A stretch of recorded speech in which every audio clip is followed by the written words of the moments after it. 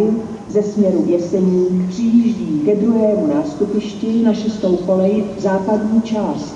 Nepřibližujte se ke koleji, na kterou výjíždí vlak.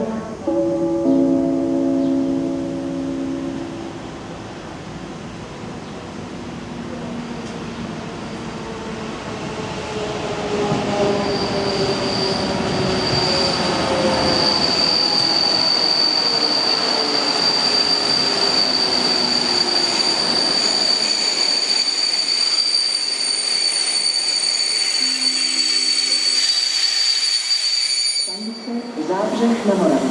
Rychlík číslo 1406 společnosti České dráhy ze směru Jeseník.